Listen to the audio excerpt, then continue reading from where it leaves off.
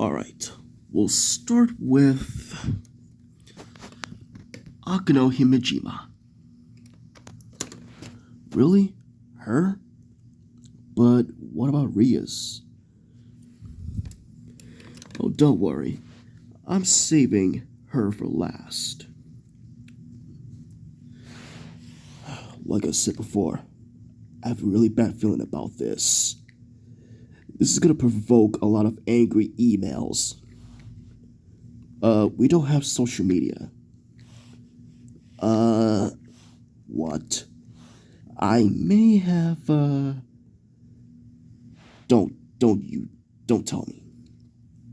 Yeah, we do have social media. Twitter and Instagram. Really? Since when do we have those? Back in 2019. Oh, okay. Yeah, something tells me there's gonna be angry comments after this. Yeah. Anyways, continue. Alright. First, we'll start with her character. And, let's see.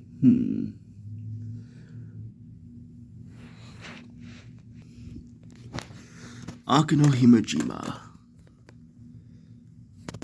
A Japanese girl, very elegant and gentle woman with refined lady etiquette, embody the principles of an ideal Japanese woman, a young Moto Nashiko, if you will. And, however, underneath her calm, noble, and dignified atmosphere. Oh boy, here it goes. She has shown to have highly be sadistic in battle and doesn't show any mercy or remorse towards the enemy she slays, casually keeping up her smiling, elegant persona over an enemy's death and showing an expression of pleasure and lust upon delivering them pain. Okay, you may have a point there. Yeah, I kinda don't like her sadist side that much. But her beauty and her persona that I like. But her other side, well, yeah, like, where does it even come from? I mean, it didn't even, yeah, it has never said in the anime. Where does she get that sadistic side come from? Well, it can't be in her childhood because she was a child during the DxD series. Well, I guess it's another mystery that we'll never know. Yes, but despite her sadistic side, she is very kind, acknowledged by Ria Sinise. But her past. Now, let's start with her past. One of the members of the Hajime clan, Shiri Hajima, which is her mother, encountered one of the leaders of the Grigori, Barakiel, who was injured and fleeing his enemies as he landed near the shrine she served at. While tending his wounds, the two grew closer and ultimately fell in love as they got married and they had a daughter, Akano Himejima. Correct. However, Shuri's relationship with Barakiel wasn't looked at favorably among the rest of the members of the clan, as they believed that one of the leaders of the fallen angels had brainwashed her and used her for his own pleasure. Really? That's what they think of? I mean, true that fallen angels are manipulative, but What about that they fall in love with another race, like humans? Because there's no manipulation there. Like with Shuri and Barricule, it's really genuine. Why do they think that? Well, it's not know what the five clan principles' beef is with the three biblical factions.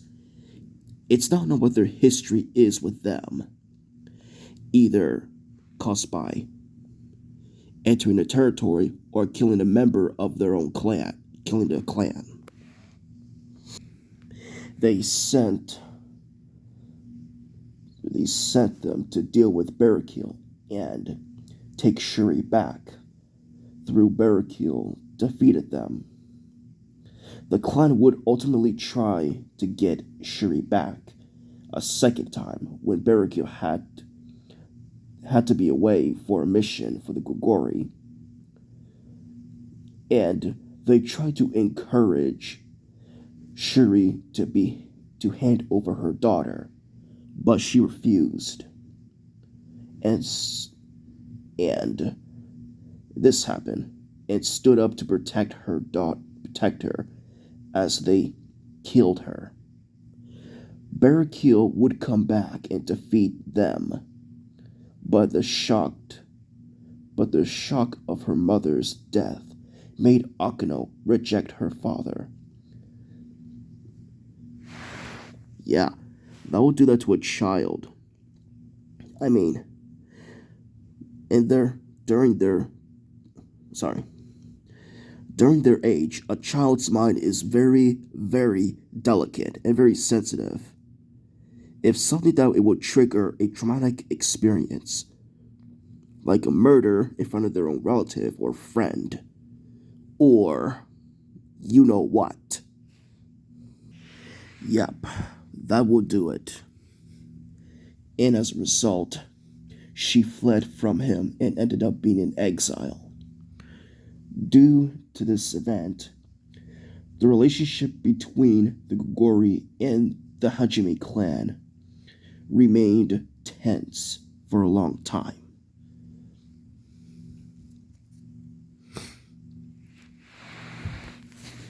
Wow, I can't believe they killed Akino's mom just because she was a half fallen angel and half human. I mean, who ordered it? Who even decided any of that? Yeah, that's what I want to know. Who did this? Well, it's not known who is the leader of the Hajime clan. It's not known who ordered to bring Shuri back, because their mission was to take her or kill her. But her daughter, that's a whole nother thing. We don't know who ordered it or who authorized it. Anyways, as Akano wandered in exile, she survived by performing exorcism against evil spirits who were tormenting innocent humans, with them being grateful and giving her food to survive. While she continued living in such a way,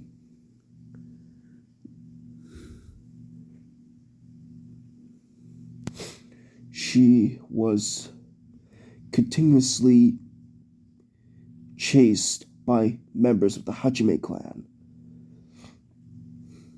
or Himejima, sorry for mispronouncing it, who wished to kill her in order to keep her existence a secret from the Shinto gods.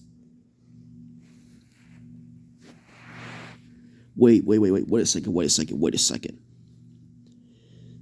So, they didn't know about Shuri's death and Akano's existence? Yeah, I never even noticed that before. Do you? No, me neither. Okay, let's do a what if. What if the Shinto faction found out about Shuri's death?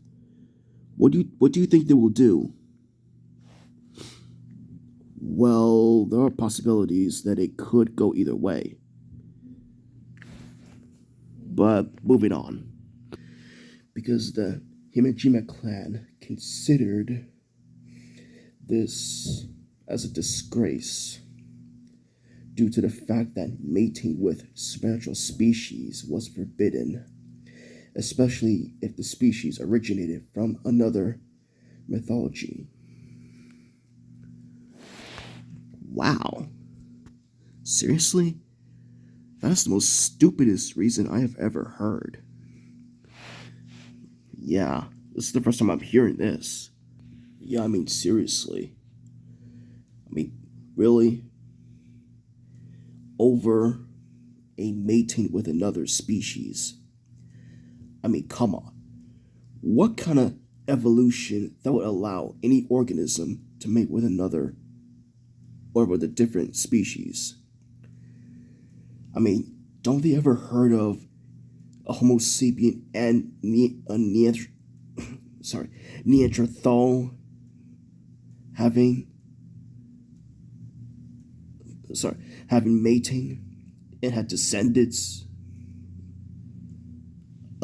You might have worded the wrong way. Yeah, sorry about that. You know what I mean. Well, you have a point there. I mean, what about a tiger and a lion? They mated, and no one even judged. Well, yes, because a lion and a tiger are two different species, Panthera leo and Panthera tigris. Anyway, moving on. After being cornered and nearly killed her, Akuna was saved by Rias, who interfered in the execution. So they negotiated, and for that, Rias, well, gave Akuna a chance. So Rias reincarnated her as a devil, as a queen piece, making her half fallen angel, half devil, and half human. Well, that was something. But doesn't explain why you dislike Akano. Well, I have two things. One, on the first episode that we watched, I knew something was off about her and her smile was fake. How did you know that? I could tell from facial expressions. I'm no facial expression expert, but I could tell that she's hiding something. When Akino revealed to Issa that she was a fallen angel, that she would be scared that he would hate her because of her kind, what they did to him in Asia. But Issei accepted her for what she is, so yeah. And the second one, Akano and her daddy issues, that she blamed him for her mother's death. I mean, so what? Why blame her father when she should blame her mother's side of the clan and the family? I mean, seriously, why blame Barrakill when she should be blaming her family and their clan? Yeah, you do have a point. Yep, same with me. And another thing, Barrakill was innocent, but he should have been smart to ask someone to watch his family. Yeah, that is true that he could have sent someone to watch Akano and Shuri. I mean, he should have done that. All right, now for the next one. Azazel. Really? Him? That's one of my favorite characters. Well, yeah, but here are some problems I have with them. Because originally an angel from the fifth heaven during this time, Azazel had once written a report on his artificial sacred gear. Azazel later lost his place in heaven after having, well, what? I think you mean Snoo Snoo. Okay, gross. Yeah, he had Snoo Snoo with a human female and became a fallen angel. As punishment, shortly after that, he created a fallen angel organization called the Grigori and became its governor general during the Great War between the three factions. The fallen angels were the first to retreat due to Azazel's orders, after he had lost many of his subordinates after retreating from the Great War. Azazel started to research sacred gears, creating artificial ones and other objects that related to them. And so, well, in the anime, he really likes researching sacred gears and all that. But what I dislike is his laid back, nonchalant, lazy personality.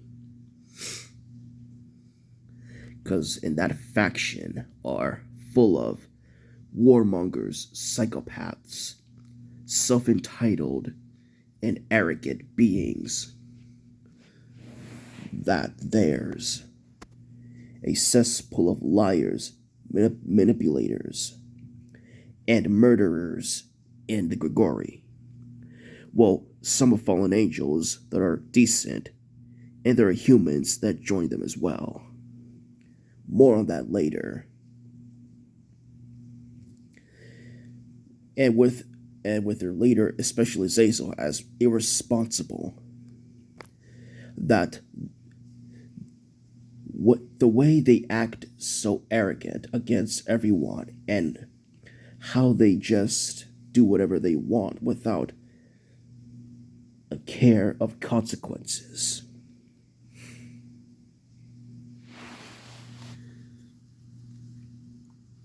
Well, you do have a point. I guess there are some problems with him, but he's a nice guy. Well, the whole Grigori part, full of psychopaths, arrogant people, manipulators, murderers, and the list goes on. Yeah, I wouldn't join the Grigori too, because I don't want to be killed. Yeah, I don't want to listen to no stuck-up, arrogant, self-centered fallen angels. Yeah, that would be really annoying. See? Alright, so now let's start with the one that first appeared in the episode in season 1 and one of his ex-girlfriends, Yuma Amano, but her real name is Rainier. Yeah, we heard, yeah, that. Yeah, I saw it too. Alright. Rainier seemed to be a sweet young schoolgirl at first, but that was just a disguise to hide her true nature. Her true personality revealed that she was vicious, petty, sadistic, treacherous, arrogant, cruel, barbaric, and a lot of things you could describe her. This is the most infamous shown that she successfully manipulated Issei mind in order to get close to him and kill him. She also laughed cruelly at Issei, believing him to be weak and it would be a waste of her time killing him. This shows how fallen angels like her can manipulate the, the will of a mere human with ease. Wow, High School DxD fallen angels are very evil and manipulative. But what about Barrakiel? What about Barrakiel? Well, technically that doesn't count because he was injured near the shrine where Shuri was there, and she tended to his wounds, but they fell in love, so there was no manipulation. So there's a difference between, like, if a fallen angel like Barrakiel that you found injured, that you were nursing back to health, and then you fell in love and you got married. And with Rainier, and her, well, mission was to kill Issei and to that manipulate him on dating her and kill him right after the end of the date. Man, she is psycho. Yeah. And she is loyal to her superiors like Azazel and Shimazai, and would go to great lengths for them. However, her loyalty may come into question as she tends to take action without their consent, believing it's for the good for fallen angels. So, wait. So, at the time, they didn't know what Rainier and her group were doing? Well, I guess so. Well, I guess they were working on their own, or became rogue. But why would she kill Issei when Issei didn't even know he had a secret gear? Secret gear. I mean, how is he supposed to know that? That's a good question. How would Issei know if he had a secret gear on him? I mean, how would he supposed to know that? Because ignorance. In a DxD world, humans thought these supernatural beings are only but myth, a legend and folklore. So, to the human eye in DxD, they don't exist.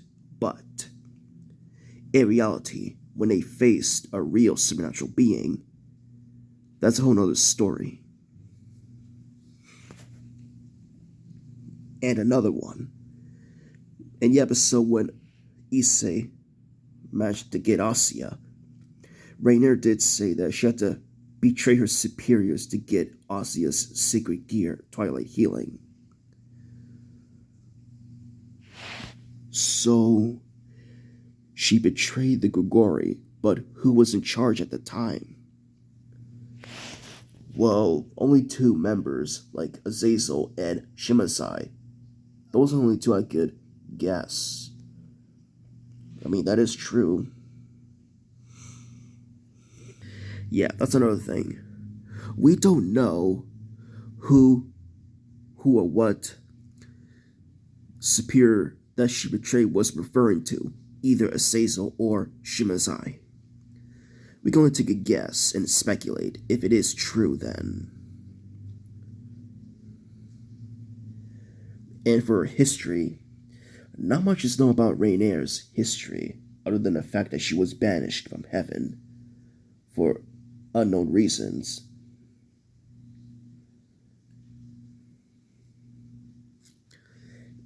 And there's one thing that I find it really weird, and that is, like, one, Rainer was sent to eliminate Issei because of his sacred gear's potential being dangerous. And why would she assume that Issei would unlock his sacred gear? I mean, like you said before, how is he supposed to know that to unlock a secret gear when he doesn't know anything about from his childhood? How is he supposed to know? Well, like you said before, Scorpio, ignorance. Blissfully unaware of any type of situation.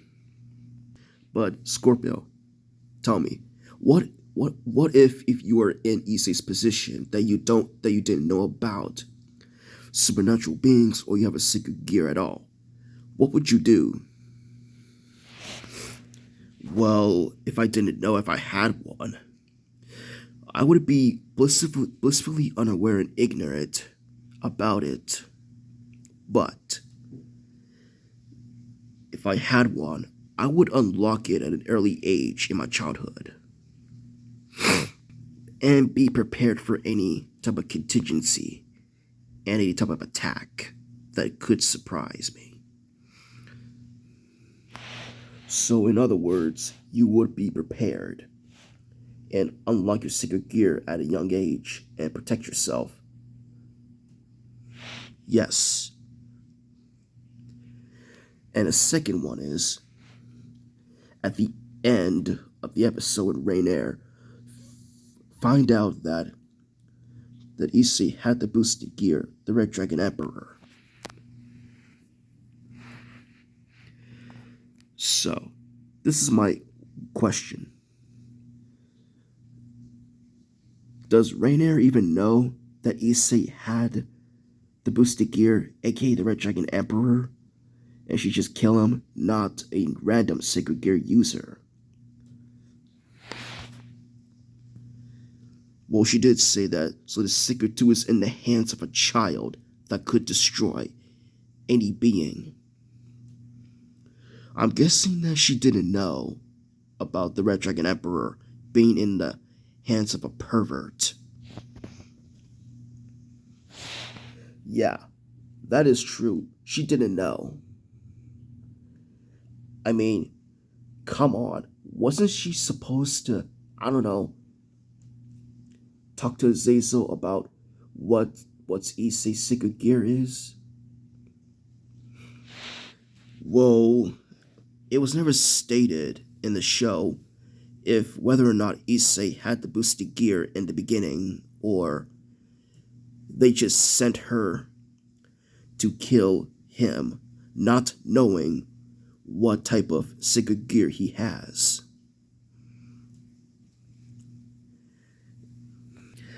Oh, there's also that you forgot to mention that at the first episode when Yuma showed up to Issei and just asked him out of the blue, and she was in love with him.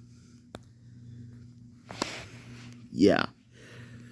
That part, there's some things that don't make any sense. Like, first of all, if a random female walks up to you on your first or second day of high school in your second year that you don't know about, just randomly appears out of nowhere, like you never met her, you never met this girl, or anyone in the town that you don't know or who it is, I mean, you would have noticed it. Because at the bridge leaves very little room for people to see. Not only that, she claims that she's seen him around because when Issei was surprised that he never seen her before in that school uniform.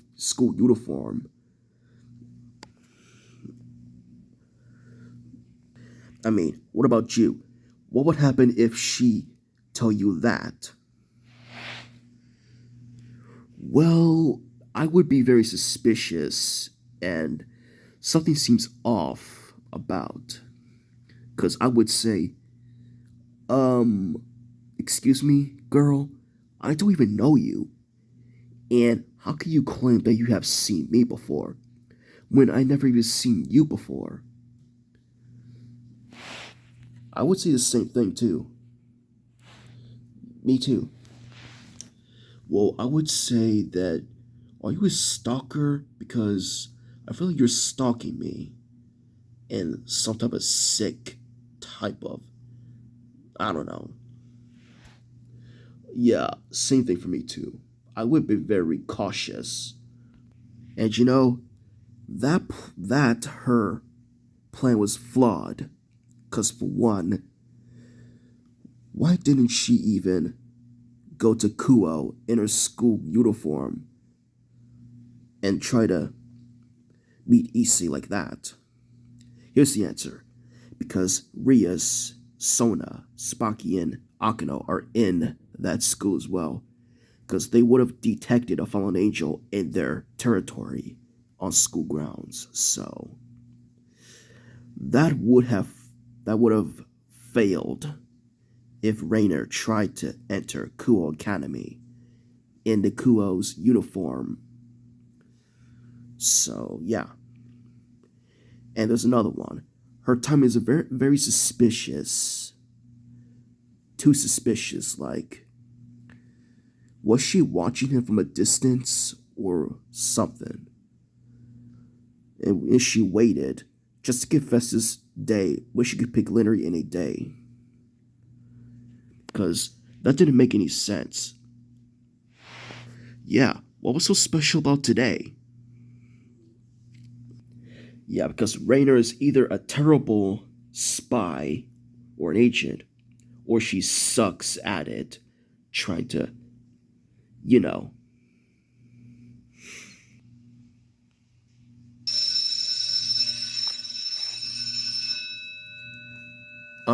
What was that? That's like a school bell. Well, guess we'll be taking a break, so you guys do whatever.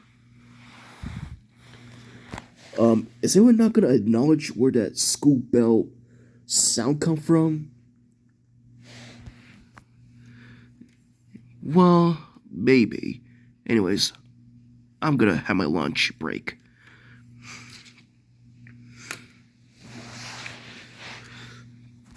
Well, guess it's just us. So, what do you want to do? Well, we're having a break, so what do you guys think? Well, some mysteries are solved, like with Scorpio dislikes Akano, Azazel, and now Rainier. But there's some that are incomplete. Like, well, he said that he's saving Rias for last because it's gonna be a long discussion. Yep, something tells me it's gonna be.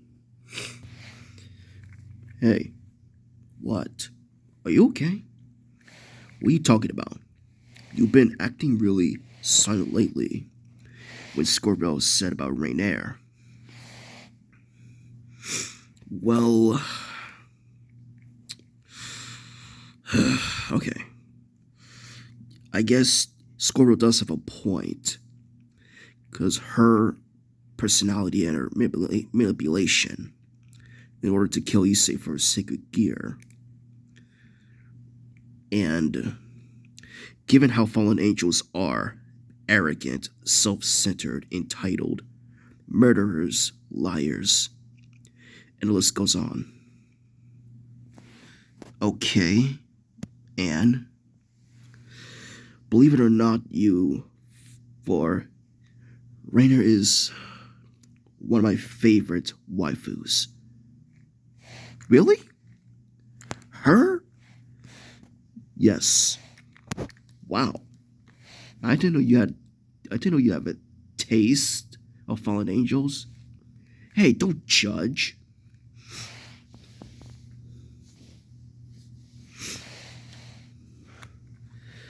Well, I mean, you guys watch fan fiction, right? Yes. Well, I do watch some DXD fiction of Rainair being alive. Because what if she wasn't killed? Yeah, I've seen some of them. Some of which being in Issei's harem or not being a harem all the time. So yeah. Well, since we've been talking about for many minutes, how about we get something to eat? Cause I'm starving. Yeah, me too. You coming? Yeah, I'm coming as well. And that's it for this part 2.